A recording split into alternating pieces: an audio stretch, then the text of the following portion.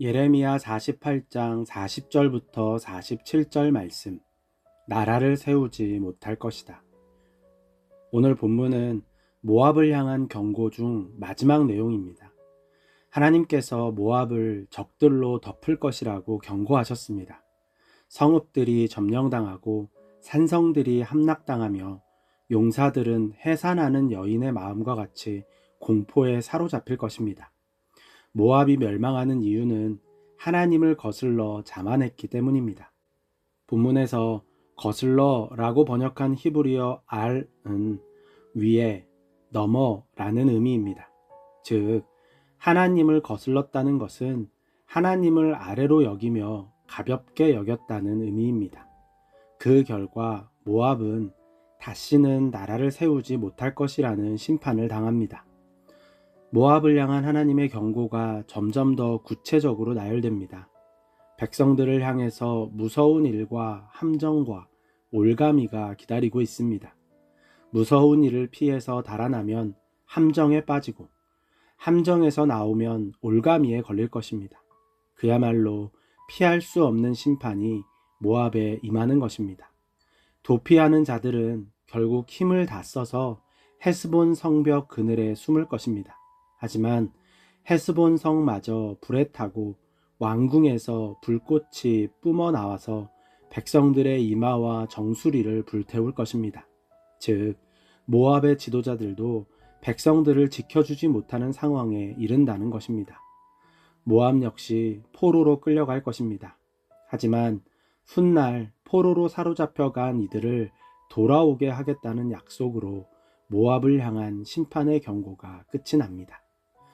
본문을 묵상하면서 이상한 부분이 있었습니다. 분명 다시는 나라를 세우지 못할 것이라고 말씀하셨는데 포로들은 돌아오게 하겠다고 약속하십니다. 어떻게 해석해야 할까요? 본문에서 나라라고 번역한 히브리어 암은 결합하다 라는 의미의 히브리어 아맘에서 파생된 단어로 백성, 지파, 민족을 의미합니다. 즉, 모압 백성이 포로에서 돌아오기는 하지만 나라의 모습, 민족의 모습을 갖추지는 못할 것이라는 경고입니다. 본문을 묵상하면서 실제 역사와 말씀이 충돌했습니다. 모압은 지금의 요르단입니다. 요르단은 엄연히 하나의 국가입니다. 물론 앞으로 어떤 일이 벌어질지 모르지만 지금까지의 역사로 본다면 모압이 다시는 나라를 세우지 못할 것이라는 하나님의 경고는 무언가 다른 의미를 가진 것으로 해석할 수 있습니다. 다시는 나라를 세우지 못할 것이라는 하나님의 경고가 다른 의미를 가졌다고 해석하는 이유는 포로를 돌아오게 하겠다는 약속이 유다와 동일하기 때문입니다. 둘 다 포로들이 돌아올 것입니다. 그런데 유다는 민족을 세우지만 모압은 민족을 세우지 못합니다. 이것은 단지 나라를 세우지 못한다는 의미가 아니라 하나님의 백성으로서의 정체성과 사명을 회복하지 못한다는 의미일 수 있습니다. 오해하지 않아야 할 것은 요르단이 지금 아랍 국가이기에 이러한 해석이 나온 것이 아닙니다. 이러한 해석은 상황에 따라 변할 수 있기에 옳지 않은 해석입니다. 그렇다면 모압이 하나님의 백성으로서의 정체성과 사명을 회복하지 못한다는 말의 의미는 무엇일까요? 하나님께서 아브라함과 약속하시고 하나님의 백성 이스라엘을 세우신 목적은 이들을 통해서 하나님의 백성이 어떻게 살아야 하는지를 보여주기 위함입니다. 정상적이라면 모든 민족은 이스라엘을 보고 하나님을 어떻게 섬겨야 하는지 배우고 행동해야 했습니다. 하지만 이스라엘이 하나님의 백성으로서의 사명을 다하지 못했습니다. 그들은 우상을 섬겼고 하나님을 버렸습니다. 모압은 하나님께서 세우신 이스라엘 민족의 한 가지입니다. 비록 모압이 이스라엘과 구분되어 있지만 그들은 여전히 하나님의 백성입니다. 그렇기에 그들 역시 하나님의 백성의 사명이 주어졌습니다. 그런데 그들이 그 사명을 다하지 못했습니다. 다하지 못한 것이 아니라 오히려 이스라엘의 사명을 방해했습니다. 완전히 정체성을 잃은 것입니다. 하나님께서 그들에게 다시는 나라를 세우지 못할 것이라고 말씀하신 것은 그들에게서 하나님의 백성으로서의 정체성과 사명을 거두시겠다는 의미일 수 있습니다. 이러한 일은 얼마든지 일어날 수 있습니다. 그 예가 이스라엘 초대 왕 사울입니다. 사울은 분명 하나님께서 세운 왕이었습니다. 즉, 당시 이스라엘 백성 가운데 하나님께서 가장 좋다고 여기신 인물입니다.